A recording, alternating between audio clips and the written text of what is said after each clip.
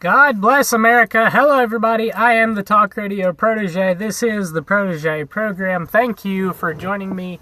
It's Wednesday. I'm back in the office. I feel back to about 99%. Still have a little bit of something in my throat, but I'm going to get over it. We're going to get through this news week just fine, covering the major stories that are relevant to to liberty in this country. Just bear with me as I continue to recover, and I hope to be completely better very, very soon. Now, excuse me.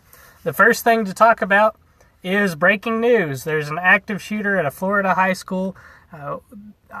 Just letting you know that this story is on my radar. We'll be tracking this to make sure that if anything stupid and untoward is said about the shooting by the left, we'll be there to respond, because we're going to have to be beating dead horses when it comes to shootings like this, probably for the rest of existence. One thing to say just up front right away about this shooting: it's going to get politicized, whether you like it or not. Politicizing a crisis is not automatically a bad thing. It's politicizing a crisis to do the things that are not going to solve the problem that is represented by the crisis. That's when politicizing the crisis is the wrong thing to do. And you can bet your bottom dollar that the left is exactly going to politicize this crisis for the purpose of pushing policy that is not going to solve the problem. Now, moving on to the main story of the day. We almost got to talk about why it's important to find out if Pocahontas is actually Native American, but instead we're going to talk about this. Teacher accused of assaulting student who refused to stand for the Pledge of Allegiance. This is the initial event that happened back February 2nd, 2018, that was the catalyst for the event that we're actually talking about.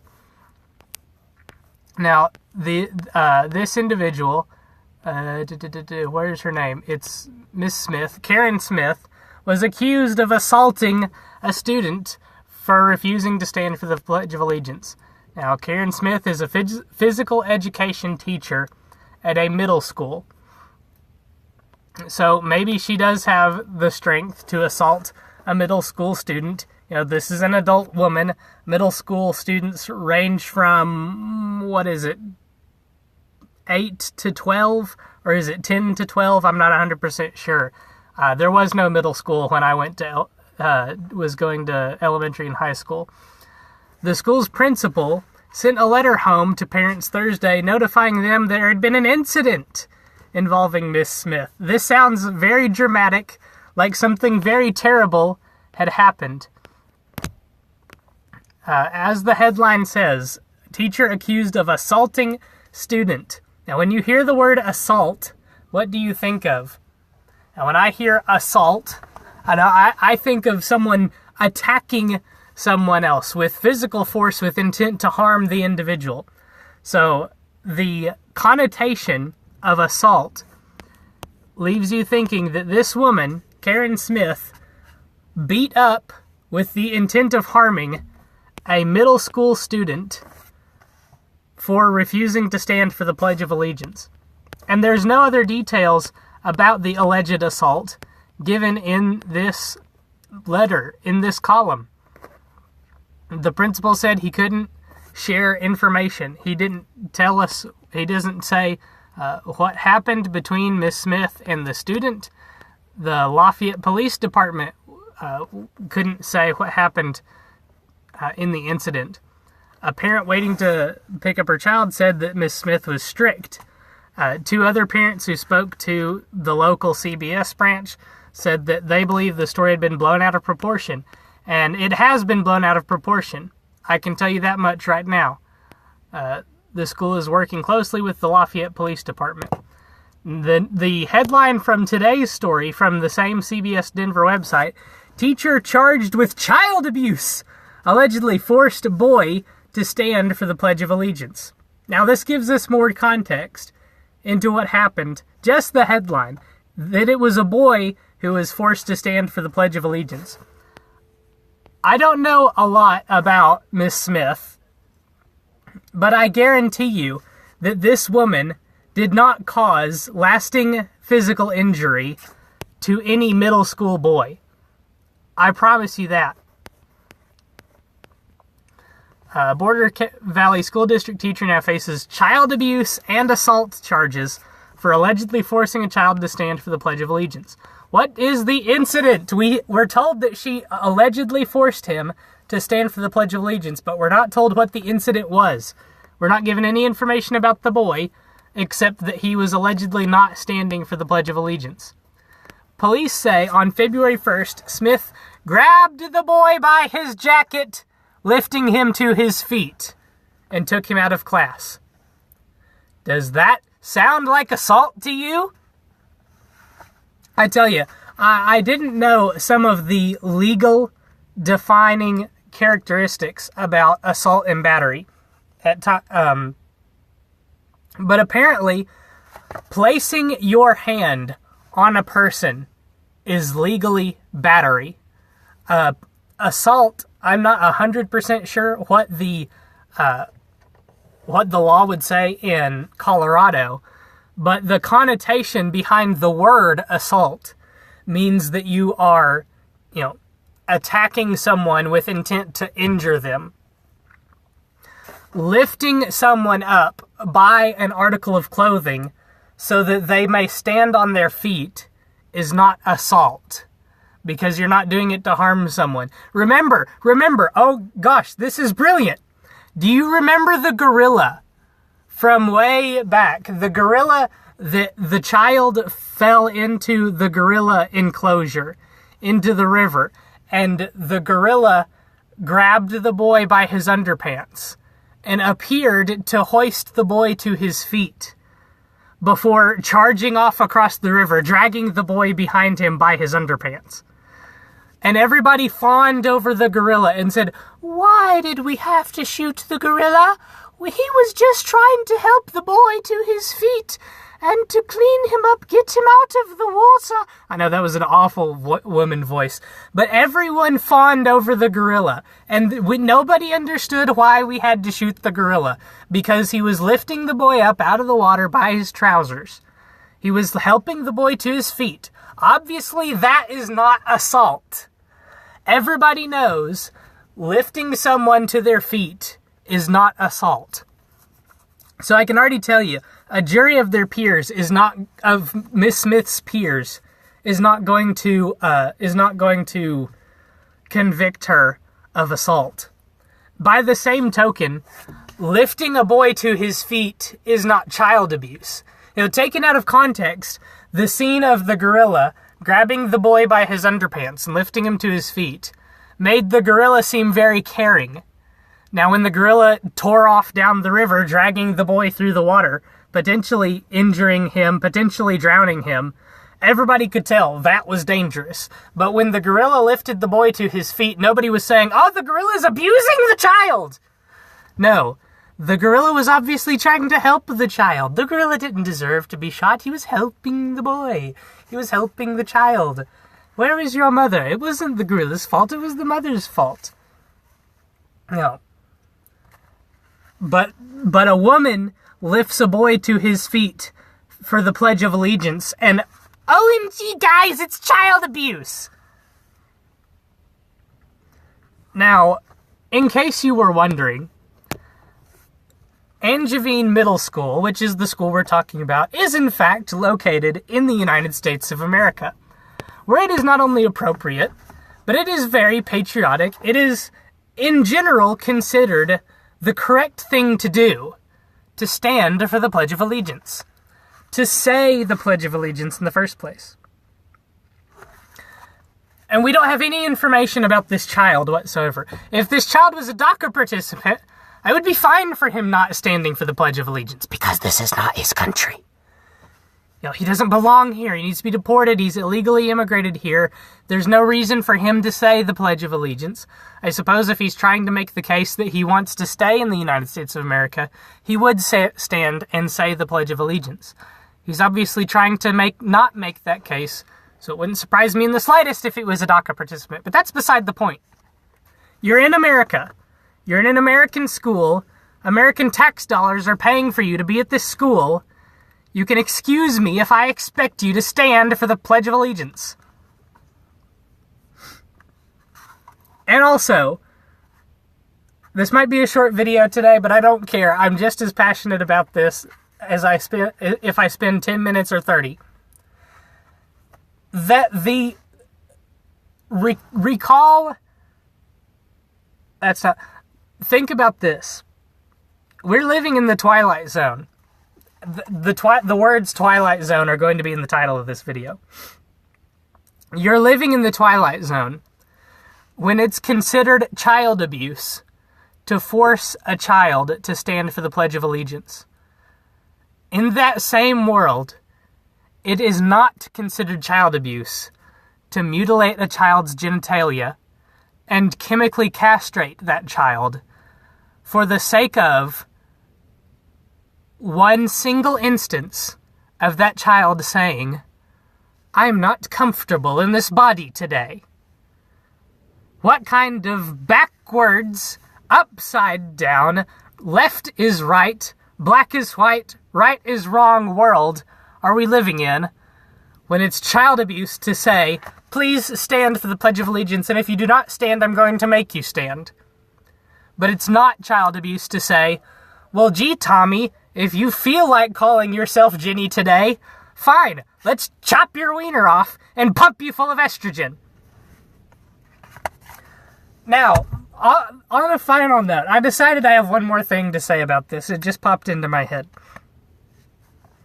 Now, there's all kinds of stories that I don't talk about that I see as I'm observing news and cultural events that are taking place.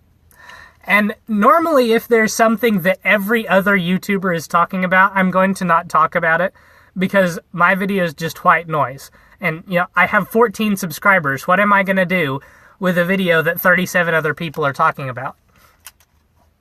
So I talk about something like this, and it reminds me of those other incidents that I've seen. You probably saw a lot of people talking about the young subway rider who was sitting with her feet in the seat, and a police officer asked her to not sit with her feet in the seat. He asked her repeatedly, "Remove your feet from the seat." She said no. He said, "Remove your feet from the seat or you will be removed from the seat." She said no. He said, "Remove yourself from the seat or you will be removed from the subway." She said no. The police officer said, "Remove yourself from the subway or you will be removed from the subway." She said, "Go F yourself." I'm not kidding. I'm pretty sure she said, "Go F yourself," when he said, "You will be removed from the subway." So the police officer proceeded to remove the girl from the subway. And she began to cry, and she began to say, "But wait, my stuff! But I can't get my stuff! You're pulling me, you're hurting me!" Even though the police officer told you a dozen times, "Remove yourself from the subway or you will be removed." Now, I didn't get to talk about it at the time because I didn't talk about this video. But when you're an authority figure and someone is defying your authority, it is incumbent upon you as an authority figure to enforce your authority. Otherwise, the following is going to happen. This is called broken glass enforcement policy. Someone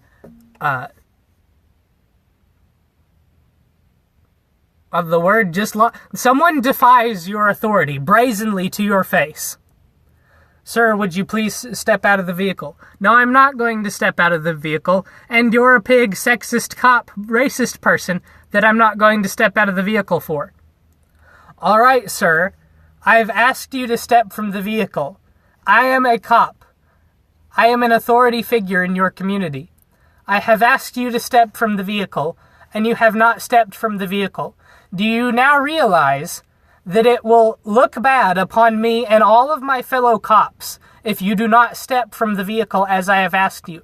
I'm now going to have to remove you from the vehicle because you are defying my authority. You're not recognizing my authority, so I must now make it obvious to you that I in fact have the authority to make you leave the vehicle. And now I have to remove you from the vehicle." That's the scenario I guarantee you, Miss Smith was not thinking about it in this way, but that's the scenario that she found herself in. Miss Smith is a teacher in this middle school. She's a PE teacher. She has to make these children do physical activity and keep them in line. And I'm telling you, as a person, as a former child who liked to do physical activity, keeping children in order while they're doing physical activity is nigh unto impossible. The one thing that teachers have on their side when it comes to making sure that students are doing physical activity in an orderly fashion is their authority as a teacher. So when a student says, no, so when Miss Smith sees a student not standing for the Pledge of Allegiance, she forced him to stand. So I can assume, is it reasonable to assume that she first said to the student, please stand for the Pledge of Allegiance? An announcement, when I went to school, an announcement came on over the PA system that said, stand for the Pledge of Allegiance. And the teacher saw that the student had not stood and said, please stand for the Pledge of Allegiance. And I'm sure the student said, no. He probably offered a reason why he was not going to stand for the Pledge of Allegiance.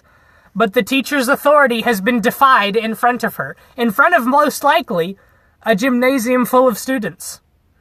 This student has said, no, I'm not going to stand for the Pledge of Allegiance, despite the fact that you asked me to do so. And the teacher must now say, all right, well, my authority has been defied. I can either enforce my authority and let everybody know who's in charge around here, or I can let this student walk over my authority and then let the student say, okay, she's not really in charge. So she probably said, stand or I'm going to make you stand for the Pledge of Allegiance. And the student said no. She said, I'm going to make you stand, and then I'm going to walk you to the principal's office if you do not stand for the Pledge of Allegiance. And I would assume, based on the reporting of events that happened, the student said no. I would not be surprised if the student said F you, but I'm going to assume that the student just said, no thank you, I'm not going to stand. So she hoists him up by his jacket, he stands for the Pledge of Allegiance, and she walks him to the principal's office. There was a defiant student in the classroom, and the principal sided with the student. The inmates are running the asylum. Where is this? At Angevine Middle School. And I guarantee you, because I've heard stories told from other schools where the freaking students, the inmates, are running the asylum. Nobody has respect for authority anymore. I did a video a while back on a column that was written titled, that was about the bourgeois culture. The bourgeois culture of the 60s and 70s, 80s and 90s, which was all about respect for authority, pulling yourself up by your bootstraps, being self-sufficient, and degrading that respect for authority is what's caused so many problems in our society today. It's what's causing the riots in the streets. It's what's causing it. The degradation for the respect of authority caused the Black Lives Matter movement. Because if the people that were protesting respected authority, then the Black Lives Matter movement could have had much more strength. You know, people would have taken those people much more seriously. If people respected authority, then the Black Lives Matter movement would have looked at the people that were being killed by the police and said, were these people respecting authority? If not, we're not going to hold them up as the paragons of virtue of the Black Lives Matter movement. If they were respecting authority and then were shot by the police, they would have said, look, we've got people that were cooperating with the police and then were shot and killed, or were then killed in whatever fashion. And they would have had a legitimate gripe and complaint. But instead, they held up people that were assaulting police officers and said, these are the heroes of the Black Lives Matter movement. And then they wondered why people didn't take them seriously. The Black Lives Matter movement would take to the streets, would block traffic, would attack police officers, would yell in the face of police officers, would attack passersby, and people wondered why nobody respected the Black Lives Matter movement. I planned on this being a lot different kind of a video, but I ended up ranting there for a little bit. I hope that you enjoyed nevertheless, and if you did enjoy, I hope you'll leave a like and subscribe. I can feel my voice is about to end. Hit that bell for notifications. We'll be back tomorrow with a new report. I hope that you'll come back and join us. If you enjoyed this, if you really, really liked this video, you might think about sharing it with some of your friends. Maybe get some more views out there. Spread the news about this channel. We're growing slowly and steadily here. I'm very happy to see that I got 3 new subscribers, I think, from the FISA memo video. I'm very thankful for your support. I hope that you'll come back in the future, continue to be a subscriber, continue to support this channel. Again, thank you so much. Come back next time. Until then, good night and God bless.